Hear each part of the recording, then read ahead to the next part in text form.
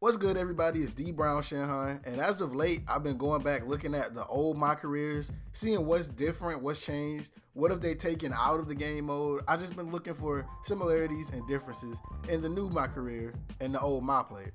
Also, bear with me because I'm sick, but y'all just gonna have to deal with it. But in today's NBA 2K, my career is now the most popular game mode by far. But I bet some of y'all don't know where the first my career came from. In Madden 2006, EA introduced a new game mode called Superstar Mode, which allowed you to either start the career over of an active NFL player, start from their rookie year, or you could create your own player and determine their attributes and everything by picking their parents, which is a very weird way to do it, but it was cool at the time. This was the first time we actually had the opportunity to control one player instead of the whole team. Voice crack. And even though the game mode lacked depth at the time, it was a hit because nobody had ever seen nothing like that before, so we was just happy with what we got. I always wondered back then why that mode wasn't in NBA Live, because it seems like the perfect mode for a basketball game, as 2K would prove, but EA wouldn't really pick up on that until NBA Elite 11. And if you don't know what NBA Elite 11 is, good for you. Well, NBA Live 09 actually had a feature called Be a Pro, where you could player lock onto an NBA player, but only for one game, and there was really no point of doing it. Like, it was just one game, and then it was just over. And the very next year, 2K literally took that and started a game mode that would eventually become a multi-million-dollar game mode. I know the people at EA are sick. So fast forward to 2009, the 2K10 My Player trailer drops, and for the first time ever, we'd have the opportunity to play as one player, not control the entire team, in a basketball game. 2K really looked at EA like, that's a nice game mode you got there. It'd be a shame if somebody took it and put it in a basketball game and made monumental improvements on it. And that's what they did. They made sure that they went all out on the very first My Player in 2K10. They had a DLC where you could go to the draft combine, you played in the summer league, then you had to go to a training camp, and if you played bad enough, they would even send you to the D League.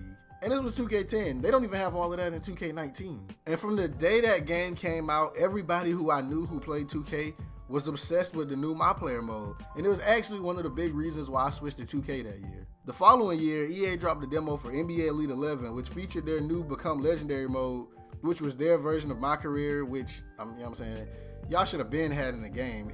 Y'all been had the idea. It took 2K stealing. How somebody else got to steal your idea for you to be like, you know what, that's a good idea. No shit, it was your idea.